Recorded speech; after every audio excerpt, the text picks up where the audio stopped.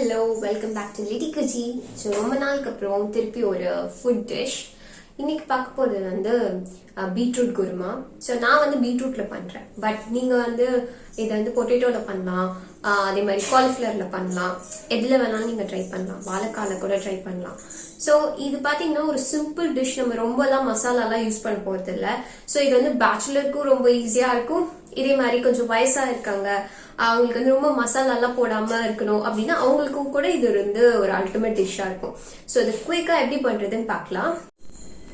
So கடுகு, உளுத்தம் பருப்பு, அதுக்கப்புறம் இந்த ஆனியன், அப்புறம் கொஞ்சோண்டு கருவேப்பிலை, அப்புறம் இங்கே கார்லிக் வச்சுருக்கேன். பார்த்தீங்கன்னா கொஞ்சோண்டு லைட்டாக வாட்டர் வந்து இது பண்ணியிருக்கேன். ரொம்பலாம் நீங்கள் வாட்டர் இது பண்ண வேணாம், லைட்டாக வாட்டர் வந்து ஸ்ப்ரே பண்ண போதும். அதில் கொஞ்சோண்டு சால்ட், உங்களுக்கு எவ்வளோ தேவையோ அவ்வளோ சால்ட் போட்டுக்கோங்க. ஒரு பீட்ரூட், பெரிய பீட்ரூட்டை வந்து நான் நல்லா குக்கரில் வந்து 2-3 விசில் வச்சு வேக விட்டு வச்சுருக்கேன். Coconut milk. ஸோ இந்த கோகோனட் மில்க் இது வந்து நீங்கள் வந்து ஒரு 3 ஸ்பூன் போட்டால் போதும். கோகோனட், ரொம்ப கோகோனட் இதுக்கு தேவையில்லை. அது கூட இந்த சோம்பு வந்து நான் இவ்வளோ தான் போட்டிருக்கேன். இதுக்கு வந்து கொஞ்சோண்டு சோம்பு போட்டால் போதும். அதை போட்டு அரைச்சி வச்சுருக்கேன்.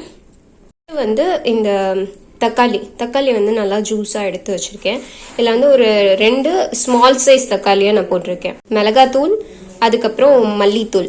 உங்களுக்கு வந்து கடையிலே வந்து இந்த மாதிரி குழம்பு மசாலா தூள்னு இருக்கும். ஸோ அது கிடச்சிட்டு நீங்கள் அது கூட போட்டுக்கோங்க மல்லித்தூளுக்கு பதிலாக. ஸோ இவ்வளோதான். இதை வந்து எல்லாத்தையும் 1 by 1 போட்டு ரெடி பண்ணுறது தான். It's a very simple thing. So first வந்து நான் எண்ணெய் ஊற்றிக்கிறேன். எப்பயும் குக்கிங் வந்து இந்த மாதிரி கொஞ்சம் ஸ்லோவாக வச்சு குக் பண்ணுங்க, அப்போ வந்து டேஸ்ட் நல்லா இருக்கும். ஸோ எண்ணெய் போட்டுக்கிறேன். ஸோ 3 ஸ்பூன் எண்ணெய் ஊற்றிட்டேன். இது கொஞ்சம் சூடு ஆகட்டும்.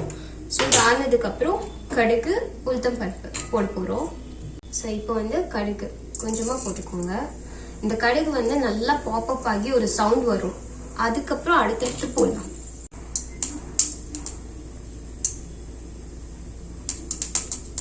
ஸோ இப்போ கொஞ்சமாக இது ஒரு தாள்.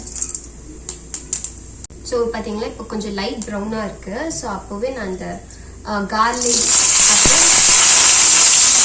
அப்புறம் கருவேப்பிலை அதெல்லாம் போடுறேன். போட்டுட்டு ஆனியன் பார்த்தீங்கன்னா ஒரு குட்டி ஆனியன் தான் நான் எடுத்திருக்கேன். அதாவது பிக் ஆனியனில் ஒரு குட்டி சைஸ் ஆனியன். ஸோ இதெல்லாம் போட்டுட்டு இப்போ வந்து ஆனியன் இது குக் ஆகும் போதே நம்ம வந்து உப்பு போட்டுடலாம். ஸோ அப்போ வந்து நல்லா அது சீக்கிரமாக குக் ஆகிடும்.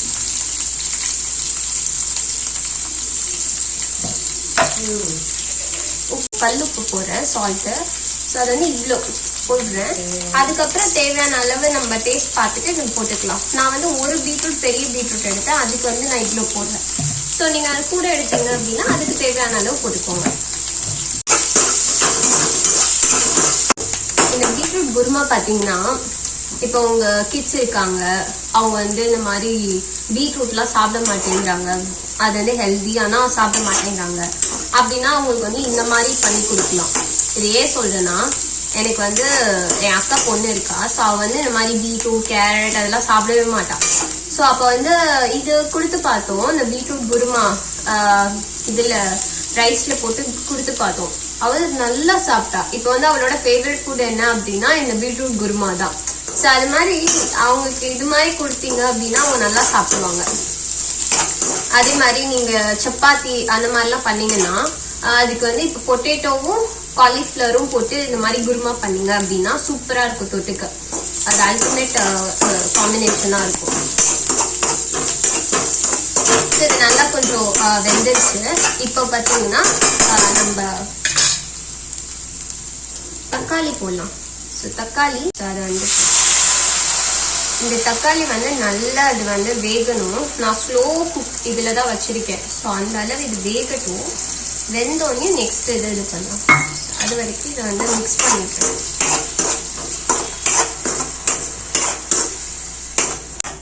ஸோ இந்த மாதிரி நல்லா அது பிளெண்ட் ஆகி இப்படி இருக்கும். ஸோ இதுக்கு என்ன பண்ணலாம் அப்படின்னா மசாலாஸ் வந்து சில்லி பவுடர் போடுறேன். ஒரு 1/2 ஸ்பூன் இருக்கும். ஸோ இது வந்து நான் வந்து 3 பேருமே அடல்ட்டு தான், அதனால தான் நான் இவ்வளோ போடுறேன். நீங்கள் வந்து கிட்ஸுக்கு சமைக்கிறீங்க அப்படின்னா, உங்களுக்கு இப்போ தான் ஸ்டார்ட் பண்ணிட்டீங்க அப்படின்னா கொஞ்சம் இதை விட கம்மியாக போட்டுக்கோங்க. ஸோ அவங்களுக்கு ரொம்ப காரம் இருக்காது. பட் உண்மையாக சொல்லணும்னா இதில் வந்து சில்லி பவுடர் நீங்கள் அதிகமாக போட்டு சாப்பிட்டீங்க அப்படின்னா, அதாவது காரம் தூக்கலாக இருந்துச்சு அப்படின்னா இது சூப்பராக இருக்கும். பட் எனக்கும் கூட அவ்வளோ காரம் சாப்பிட முடியாது, அதனால நான் இவ்வளோ போட்டுக்கிறேன். அதுக்கப்புறம் இந்த மசாலா, குழம்பு மசாலா வந்து இவ்வளோ 1 ஸ்பூன் போடுறேன்.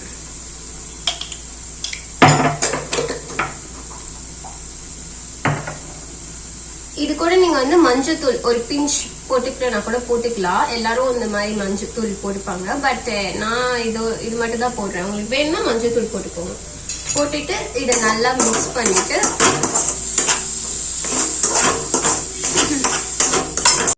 இந்த இதை வந்து அப்படியே கொட்டிடலாம். இதுல கொஞ்சோண்டு தண்ணி இருக்கு, பட் பரவாயில்ல, அப்படியே கொட்டிடலாம்.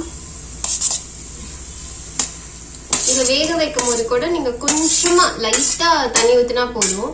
நான் குக்கர்ல வச்சுட்டு ஒரு 3 விசில் விட்டு வேக வச்சிருக்கேன். ஸோ இதை வந்து அப்படியே மிக்ஸ் பண்ணிக்கலாம்.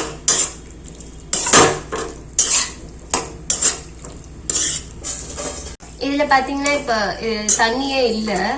ஸோ அதனால நான் என்ன பண்றேன், ஒரு 1/2 டம்ளர் தண்ணி வந்து நான் விட்டுக்கிறேன். உங்களுக்கு வந்து நிறைய பேர் இருக்காங்க அப்படின்னா அதுக்கேற்ற மாதிரி விட்டுக்கோங்க. நான் 3 பேருக்கு தான் சமைக்கிறேன். ஸோ இவ்வளோதான் ஊத்துறேன். இது பாத்தீங்க அப்படின்னா ரொம்பவும் தண்ணி ஆட் பண்ணிடாதீங்க. இதோட கன்சிஸ்டன்சி பாத்தீங்கன்னா நல்லா திக்கா இருக்கணும். அப்பதான் இது வந்து அந்த ஒரு க்ரீமி அந்த மாதிரி ஒரு நல்ல டேஸ்ட் இருக்கும். ஸோ உங்களுக்கு தேவையான அளவு தண்ணி ஊற்றிக்கோங்க. நான் இதுக்கு வந்து 1/2 டம்ளர் தண்ணி ஊற்றிட்டு இருக்கேன். சரி பாத்தீங்களா, இவ்வளோ தண்ணி இருக்கு. சரி இதுக்கு வந்து ஒரு 2 மினிட்ஸ் டைம் கொடுப்போம். இவன் அப்படியே அந்த ஆனியன் கார்லிக் அதுலலாம் அப்படியே மிக்ஸ் ஆகி ஒரு ஃப்ளேவரா ஒரு கிரியேட் பண்ணுவோம். ஸோ அது வரைக்கும் இதை அப்படியே விட்டுலாம். இப்போ பார்த்தீங்கன்னா நான் கொஞ்சம் ஃபாஸ்ட்டாக வைக்கிறேன். ஃப்ளேம் வந்து இப்போ கொஞ்சம் ஸ்பீடாக வைக்கிறேன். இப்போ பார்த்தீங்கன்னா இது நல்லா குக் ஆயிடுச்சு. பார்த்தீங்கன்னா பபிள்ஸ் எனக்கு இதுதான் தெரியும். இந்த மாதிரி நல்லா பபிள்ஸ் வந்துச்சு அப்படின்னா குக் ஆயிடுச்சு.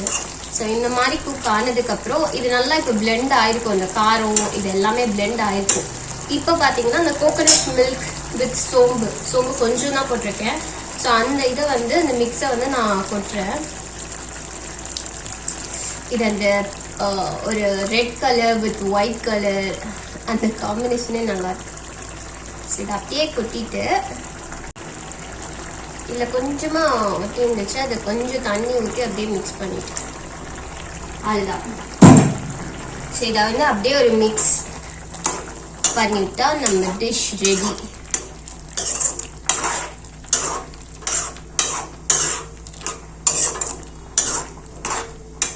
இது செம்ம கலர்ஃபுல்லா இருக்குல்ல, பார்க்க எப்படி இது வந்து ரொம்ப அட்ராக்டிவா இருக்கும். அதே மாதிரி தான் நம்ம சாப்பிடும் போதும் செம்ம சூப்பரா இருக்கும். நான் எக்ஸாஜரேட்லாம் பண்ணல. நானே வந்து ரொம்ப பிக்கியா தான் சாப்பிடுவேன். எனக்கு வந்து இந்த இது ரொம்ப பிடிக்கும். நான் வந்து ஸ்கூல் டேஸ்லாம் இருக்கும்போது இந்த மாதிரி குழம்பு அதெல்லாம் நான் எடுத்துகிட்டே போக மாட்டேன். எப்போ பார்த்தாலும் தயிர் சாதம் தான் எடுத்துகிட்டு போவேன். பட் இந்த இது வந்து வச்சாங்கன்னா நான் இதுதான் எடுத்துகிட்டு போவேன். ஸோ அந்த அளவு இது வந்து ரொம்ப டேஸ்டியாக இருக்கும். அதே மாதிரி ஹெல்த்தியும் கூட. ஸோ பீட்ரூட் கோகோனட் மில்க் எல்லாம் ஆட் பண்ணியிருக்கோம். ஸோ ஹெல்த்தியாகவும் இருக்கும், டேஸ்டாகவும் இருக்கும். இதை வந்து நீங்கள் வந்து ஒரு 2 டேஸ் கூட வச்சுக்கலாம். ஃப்ரிட்ஜில் வச்சு இது பண்ணிக்கலாம். அப்படி வச்சு இது பண்ணாலும் டேஸ்ட்டு சூப்பராக தான் இருக்கும். டே ஆகும்போது டேஸ்ட்டு சூப்பராக தான் இருக்கும். பட் அதை நீங்கள் கொஞ்சம் அவாய்ட் பண்ணிடுங்க. மோஸ்ட்லி நம்ம டெய்லி ஃப்ரெஷ்ஷாக சாப்பிட்ற மாதிரி சாப்பிட்டுக்கலாம். ஸோ இது நல்லா மிக்ஸ் ஆகிட்டுருக்கு. கொஞ்சம் நேரம் ஒரு 2 மினிட்ஸ் இதுக்கு டைம். ஸோ இப்போ வந்து இதோட கன்சிஸ்டன்சி பார்த்தீங்கன்னா ரொம்ப இதாக இருக்காது, க்ரீமியாக இருக்காது, ரொம்பவும் லைட் வெயிட்டாக இருக்காது. இந்த மாதிரி கன்சிஸ்டன்சி இருக்கும். ஸோ இந்த மாதிரி வந்தோடனையும் இதை நிறுத்திடலாம். ஸோ இது நல்லா பிளெண்ட் ஆயிடுச்சு. இப்போ அப்படியே இதிலே வச்சுட்டிங்கன்னு வச்சுக்கோங்களேன், இன்னமும் இது திக்காகும். ஸோ அதனால நீங்கள் அப்படியே விட்டுறலாம். இது கரெக்டாக இருக்கு. இப்போ இதை நான் ஆஃப் பண்ணிவிட்டு அப்படியே இதில் வச்சிடுறேன்.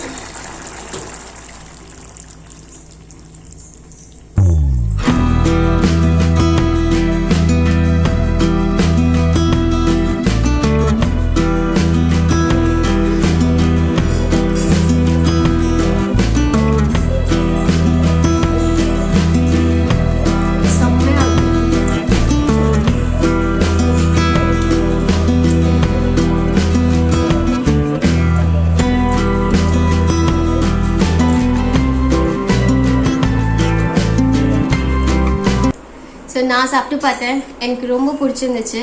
இந்த சோம்போட டேஸ்ட்டு, கோகனட் மில்க் டேஸ்ட்டு அதெல்லாம் அப்படியே பிளெண்ட் ஆகி அது சாப்பிடும்போது ரொம்ப சூப்பராக இருக்கும். அந்த பீட்ரூட்டோட ஒரு ஸ்வீட்னஸ் அதெல்லாம் பிளெண்ட் ஆகி இதில் இருக்கும். ஸோ நீங்களும் ட்ரை பண்ணி பாருங்கள், ரொம்பவே நல்லாயிருக்கும். So let me know in the comments. Bye.